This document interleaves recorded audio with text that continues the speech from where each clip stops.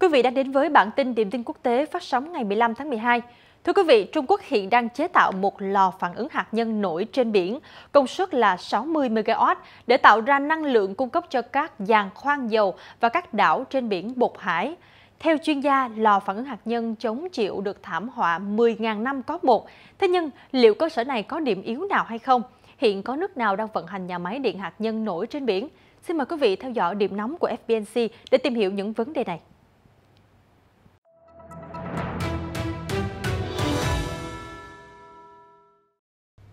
Trung Quốc tiếp tục thu hút sự chú ý thế giới với dự án lò phản ứng hạt nhân nổi đầy tham vọng ACPR-50S. Theo kết quả thử nghiệm do các kỹ sư Hải Dương tiến hành, nhà máy điện hạt nhân có thể chịu được thiên tai 10.000 năm có một. Trung Quốc là quốc gia thứ 3 trên thế giới sau Mỹ và Anh xây dựng và áp dụng loại nhà máy hạt nhân như vậy. Theo South China Morning Post, lò phản ứng hạt nhân nổi nặng 30.000 tấn dự kiến sẽ được hoàn tất vào năm tới, là cơ sở để Trung Quốc chế tạo một loạt các lò phản ứng tương tự dọc bờ biển đến tận Biển Đông. Lò phản ứng có công suất 60 MW được xây dựng để cung cấp điện cho các giàn khoan dầu và quần đảo ngoài khơi phía đông Trung Quốc. Tuy nhiên, các lò phản ứng hạt nhân này có thể phục vụ mục tiêu chính trị của chính quyền Trung Quốc. Theo Eurasian Times, Bắc Kinh đang đặt mục tiêu thành lập hạm đội tàu chiến hạt nhân từ biển Bột Hải đến Biển Đông. Sau khi cơ sở đầu tiên hoàn thành và triển khai thử nghiệm ở biển Bột Hải, nước này sẽ bắt đầu xây dựng tới 20 lò phản ứng hạt nhân nổi trong vùng biển tranh chấp, theo một báo cáo của Trung tâm Belfer năm 2018 cho biết. Đáng chú ý, nhà máy có nhiều cơ chế an toàn, bao gồm quá trình làm mát bằng nước biển trong trường hợp mất điện. Thế nhưng nếu tàu bị lật, những cơ chế này sẽ bị tê liệt, có thể dẫn tới hậu quả khủng khiếp. Do vậy, các nhà khoa học phải thử nghiệm xem nhà máy có chịu được các điều kiện thời tiết cực đoan hay là không. Các nhà khoa học đến từ Viện Thiết kế và Nghiên cứu tàu Vũ Hán kết luận, nhà máy này có thể tiếp tục sản xuất trong điều kiện sức gió cao hay bão mạnh. Ngoài ra, theo giới khoa học Trung Quốc, yếu tố con người đặc biệt quan trọng với chương trình chế tạo lò phản ứng hạt nhân nổi. Sơ suất do con người gây ra là yếu tố rủi ro lớn nhất, lớn hơn nguy cơ về thời tiết cực đoan. Tuy nhiên, theo Eurasian Times, có một số vấn đề về nhà máy hạt nhân nổi Bắc Kinh cần phải cân nhắc hơn là điều kiện thời tiết. Một là chúng khá tốn kém, hai là việc xây dựng lò phản ứng có thể dấy lên làn sóng chỉ trích, đặc biệt từ các nước bị Trung Quốc chiếm lãnh thổ ở Biển Đông. Trong thập kỷ qua, căng thẳng ở Biển Đông không ngừng gia tăng với sự can dự ngày càng mạnh mẽ của phương Tây, đặc biệt là Mỹ. Sự phân cực chính trị và tình hình leo thang có thể khiến nhiều bên phản đối việc hạt nhân hóa các vùng biển tranh chấp. Hơn nữa, một lò phản ứng hạt nhân nổi sẽ đòi hỏi Trung Quốc điều động một lực lượng lớn nhân viên và lực lượng an ninh để đề phòng rủi ro và đối phó với kẻ thù. Điều này sẽ dẫn đến sự hiện diện gia tăng của lực lượng quân đội Trung Quốc, khiến cho các nước láng giềng thêm phẫn nộ. Được biết hiện tại, Nga là quốc gia duy nhất đang vận hành nhà máy điện hạt nhân nổi trên biển, theo Cơ quan Năng lượng Nguyên tử Quốc tế IAEA.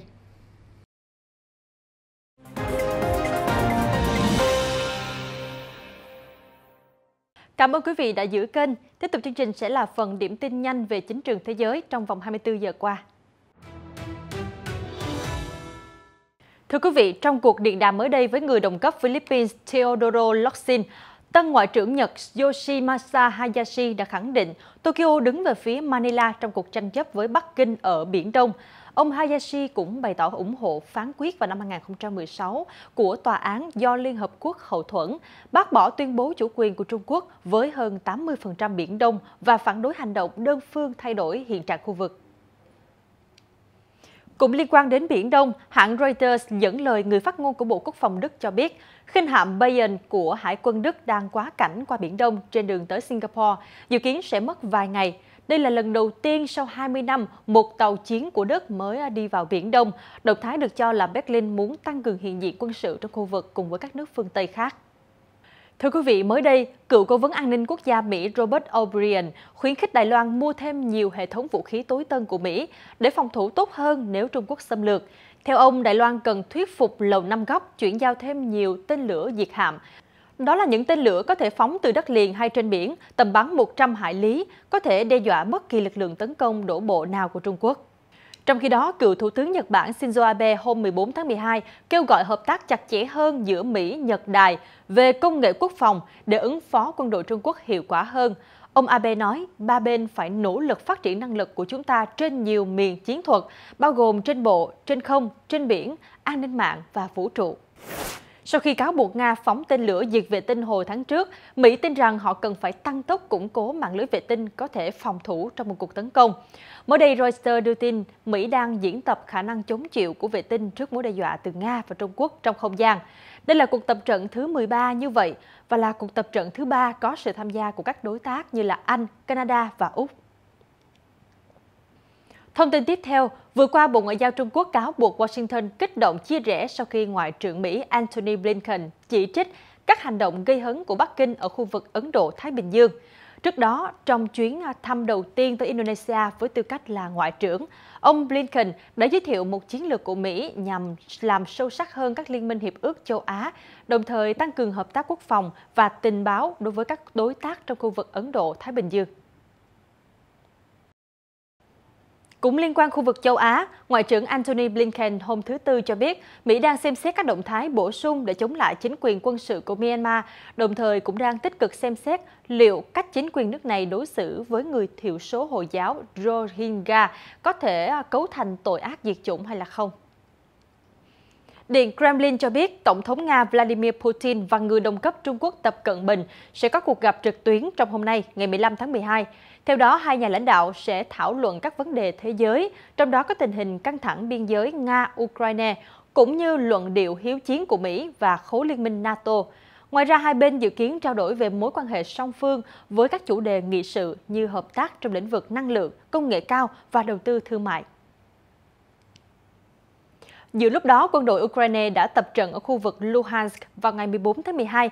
Theo nội dung tập trận, các binh sĩ Ukraine tiến hành lắp ráp một cây cầu pháo để đưa xe thiết giáp vượt sông Aida, xông lên tấn công kẻ địch. Phó tư lệnh lực lượng vũ trang Ukraine Mikhailo Drapati cho biết, giữa căng thẳng leo thang với Liên bang Nga, chúng tôi luôn sẵn sàng chiến đấu. Bộ Quốc phòng Nga hôm 14 tháng 12 cho biết lực lượng hạm đội Biển Đen của nước này đang theo dõi khinh hạm được trang bị tên lửa dẫn đường Auvergne của Hải quân Pháp ngay khi nó đi vào Biển Đen từ eo biển Bosphorus. Trước đó, trong các ngày 8 và 9 tháng 12, các chiến cơ Pháp cũng bị Nga theo dõi sát sao khi thực hiện nhiệm vụ của NATO trong không phận quốc tế trên Biển Đen. Ở một diễn biến khác, mới đây, các tiểu vương quốc Ả Rập Thống Nhất UAE thông báo tạm dừng thương thảo hợp đồng mua chiến đấu cơ F-35 với Mỹ sau khi Washington bày tỏ quan ngại về quan hệ giữa Abu Dhabi và Bắc Kinh, trong đó có việc sử dụng công nghệ 5G của Huawei ở nước này. Tuy nhiên, quan chức UAE khẳng định Mỹ vẫn là nhà cung cấp trang thiết bị quân sự tiên tiến ưu tiên của nước này và các cuộc thương thảo có thể được nối lại trong tương lai. Tiếp tục chương trình sẽ là một số thông tin về dịch bệnh. Thưa quý vị, theo Bộ Y tế Campuchia, vào ngày 14 tháng 12 vừa qua, nước này đã phát hiện ca đầu tiên nhiễm biến thể Omicron. Theo kết quả xét nghiệm được Viện Pasteur Campuchia công bố cùng ngày, ca nhiễm là một công dân Campuchia đang mang thai tuần thứ 15 từ Ghana quá cảnh Dubai, Thái Lan trở về Campuchia vào hôm 12 tháng 12. Trong khi đó, vào ngày 14 tháng 12, Trung Quốc ghi nhận ca nhiễm biến thể Omicron thứ hai. Đó là một người đàn ông 67 tuổi sống ở thành phố Quảng Châu và là một ca nhập cảnh vào Trung Quốc sau thời gian cách ly 2 tuần. Cùng ngày, Tổ chức Y tế Thế giới WHO cảnh báo biến thể Omicron đang lây lan với mức độ chưa từng thấy, đồng thời hối thúc các nước sớm hành động để dịch bệnh không thể lây lan mạnh hơn. Tổng giám đốc WHO ông Tedros nhấn mạnh, thực tế là Omicron có thể đã xuất hiện ở đa số mọi quốc gia, chỉ là chưa được phát hiện. Ngoài ra, ông Tedros cho biết các mũi tiêm nhắc lại có thể đóng vai trò lớn trong việc hạn chế sự lây lan của COVID-19, với điều kiện là nó phải được phân phối công bằng. Ông lưu ý rằng sự xuất hiện của biến thể Omicron đã thúc đẩy một số quốc gia triển khai các chương trình tiêm tăng cường cho toàn bộ dân số trưởng thành của họ, mặc dù các nhà nghiên cứu thiếu bằng chứng về hiệu quả của việc này trong việc chống lại biến thể mới. Hãng dược Pfizer mới đây thông báo các cuộc thử nghiệm cuối cùng cho thấy thuốc kháng virus dạng viên uống do hãng này phát triển có khả năng giảm gần 90% nguy cơ nhập viện và tử vong ở những bệnh nhân có nguy cơ cao. Tháng trước, Pfizer cho biết thuốc kháng virus mang tên PF07321-332 của hãng có thể giảm nguy cơ nhập viện hoặc là tử vong đến 89% so với nhóm người dùng giả dược. Mới đây, Nga đưa ra cảnh báo chấn động về nguy cơ các virus cổ đại sống dậy khi mà lớp băng vĩnh cửu tan do hiện tượng nóng lên toàn cầu. Để đối phó, Nga đã đề xuất một dự án về an toàn sinh học lên Hội đồng Bắc Cực, một diễn đàn liên chính phủ bao gồm 8 quốc gia có chủ quyền đối với đất liền trong vòng Bắc Cực. Dự án sẽ tìm ra rủi ro và nguy hiểm liên quan đến băng vĩnh cửu tan chảy và khả năng lây nhiễm bệnh tật trong tương lai. Một số tin tức thời sự khác, vào hôm 14 tháng 12 tại Haiti, một xe tải chở xăng đã phát nổ ở thành phố Cap Haitien, khiến ít nhất 60 người chết. Nhiều báo cáo nói rằng cư dân tìm cách lấy xăng từ phương tiện trước khi nó phát nổ. Trước đó, xe tải bị lật khi muốn tránh một người đi mô tô. Theo quan chức WHO nói với hãng tin BBC, một căn bệnh bí ẩn đã khiến ít nhất 89 người tử vong trong vài tuần gần đây ở bang Jonglei, Nam Sudan. Những cái chết bí ẩn diễn ra ở khu vực vừa trải qua lũ lụt. Giới chức y tế địa phương loại trừ nguyên nhân bệnh dịch tả. WHO đã quyết định gửi nhóm phản ứng nhanh đến khu vực và đánh giá mối nguy cơ. Thưa quý vị, mới đây Tổ chức Khí tượng Thế giới của Liên Hợp Quốc WMO xác nhận mức nhiệt ở Bắc Cực đã đạt kỷ lục là hơn 38 độ C trong đợt nắng nóng kéo dài vào năm ngoái. Một thị trấn ở vùng đất băng giá Siberia cách vòng Bắc Cực 115 km về phía Bắc là khu vực đã nóng lên với tốc độ gấp đôi so với mức nhiệt tăng trung bình toàn cầu. Nền nhiệt cao dẫn đến các đám cháy rừng.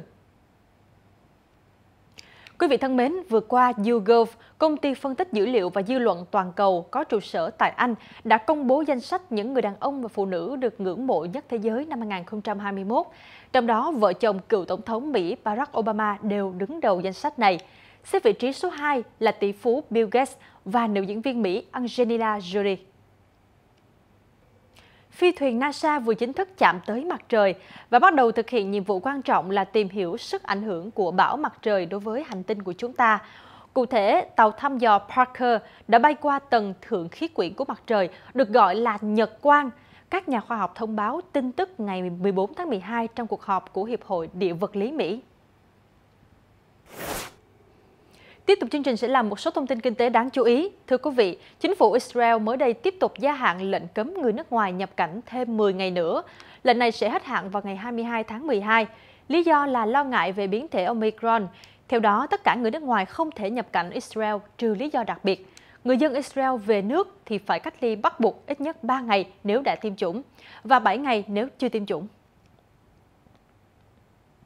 Chính phủ Philippines mới đây đã nâng mức dự báo tăng trưởng kinh tế năm 2021 lên từ 5 đến 5,5% thay vì 4% như trước. Chính phủ cũng đạt mục tiêu tăng trưởng GDP trong năm 2022 khoảng 7 đến 9%.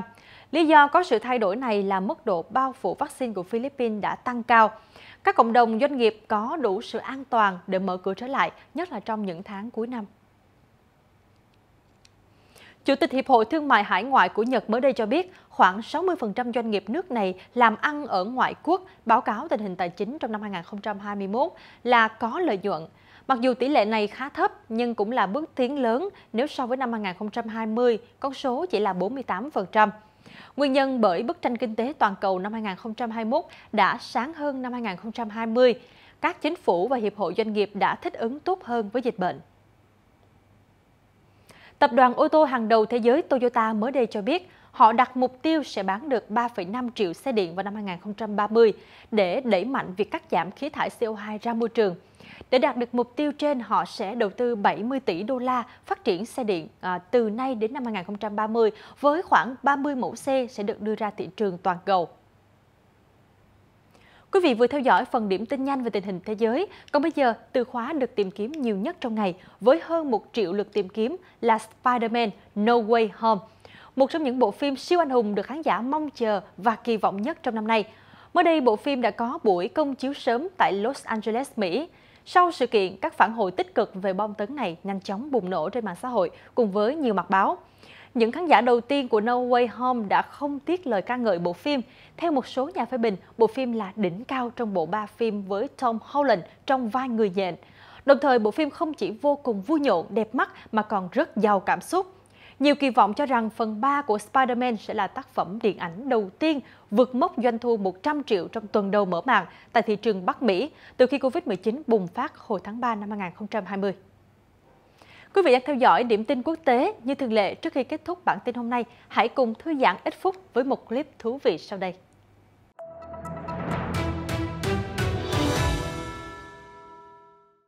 Người dân thủ đô Copenhagen, Đan Mạch vừa qua đã trang trí hàng trăm thuyền kayak thật lộng lẫy để kỷ niệm ngày Thánh Lucia, còn gọi là lễ hội ánh sáng.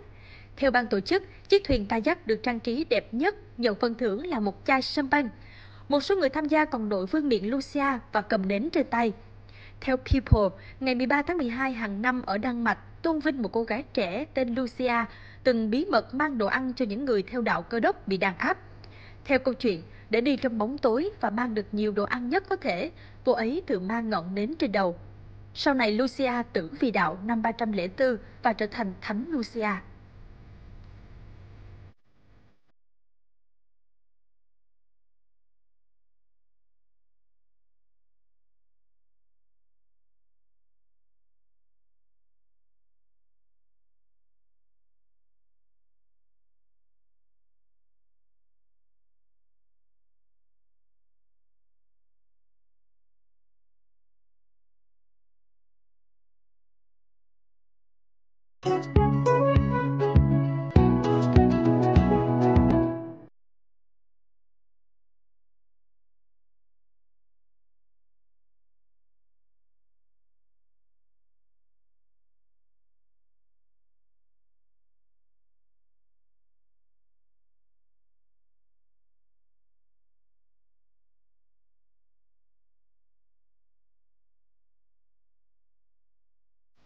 Thông tin vừa rồi cũng đã khép lại bản tin điểm tin quốc tế. Chúc quý vị có một buổi tối nhiều niềm vui. Xin chào và hẹn gặp lại trong những bản tin tiếp theo trên các nền tảng của FBNC.